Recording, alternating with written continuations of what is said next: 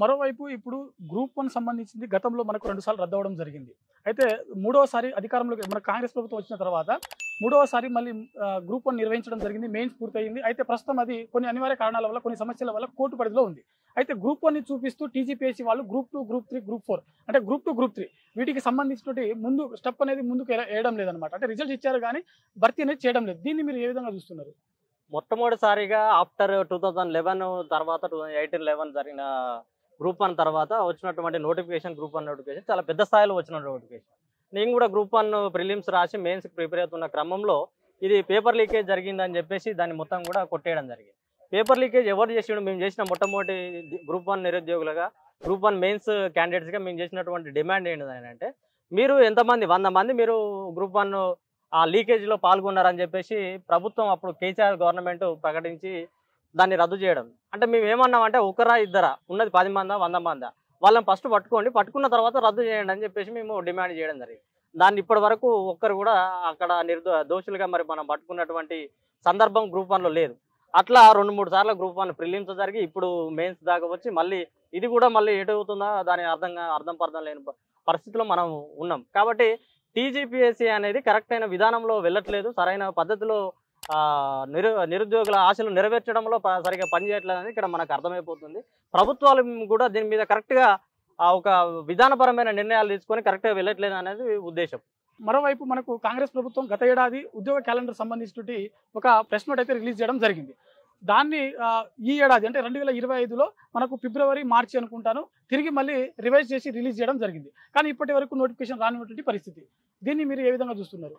అదే ఇప్పుడు నిరుద్యోగుల త్యాగాలు, నిరుద్యోగుల పోరాటము, లేదా నిరుద్యోగుల వేసిన ఓట్లతోనే అధికారంలోకి వచ్చిన రేవంత్ రెడ్డి ప్రభుత్వము ఈరోజు కాంగ్రెస్ ప్రభుత్వంగా ఉండి నిరుద్యోగుల ఆశలు ఫుల్ఫిల్మెంట్ చేయడంలో పూర్తిగా విఫలమైందని చెప్పేసి చెప్పొచ్చు.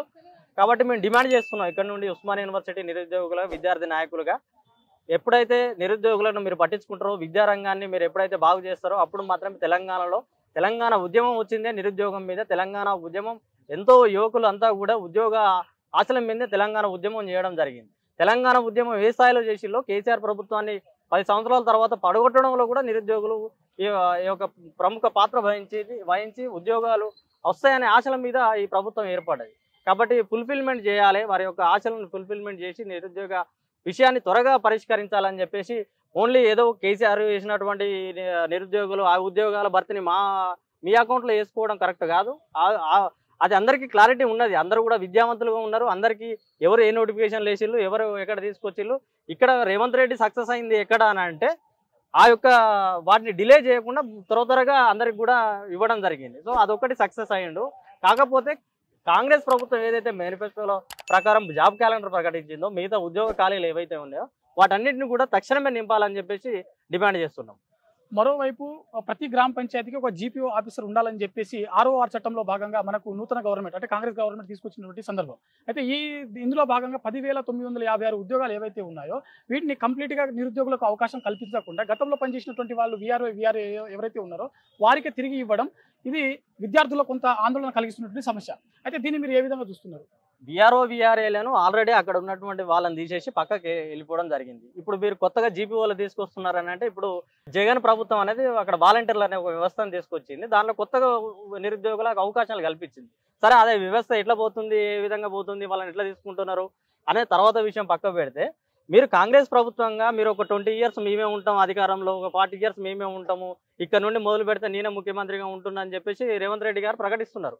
మీకు స్పష్టమైన విధానపరమైన నిర్ణయాలు ఉండాలి. ఇక్కడ గ్రామాలు అనేటివి చాలా దానికి పట్టుకొమ్మలు. మీకు ఉన్నటువంటి పరిపాలనలో జీపీఓ అనే పోస్ట్ అనేది చాలా ఇంపార్టెంట్ పోస్ట్గా క్రియేట్ అయ్యే అవకాశం ఉంది. మీరు ఎప్పుడో ఉన్నటువంటి మళ్ళీ VROలను తీసుకొచ్చి మళ్ళీ అక్కడ పెట్టడం వల్ల మీకు వచ్చే ప్రయోజనం అనేది చాలా తక్కువగా ఉంటుంది. కొత్తగా ఉన్నటువంటి నిరుద్యోగులకు అవకాశాలు కల్పించి కొత్తగా మీరు ఏదైతే ఇంప్లిమెంటేషన్ చేయాలనుకుంటున్నారో, మీరు ఏదైతే తెలంగాణను అభివృద్ధి చేయాలనుకుంటున్నారో, ఏదైతే ఈ నిరుద్యోగులకు అవకాశాలు కల్పించాలని చెప్పేసి డిమాండ్ వస్తుందో ఇది ఫుల్ఫిల్మెంట్ చేసే భాగంలో జీపీఓ యొక్క నిరుద్యోగ యొక్క జాబ్స్ నింపాలని చెప్పేసి మేము కోరుకుంటున్నాం. ఓకే, థ్యాంక్ యూ అజయ్ గారు. ఇది ఇయాల్టి ఇంటర్వ్యూ. Thanks for watching.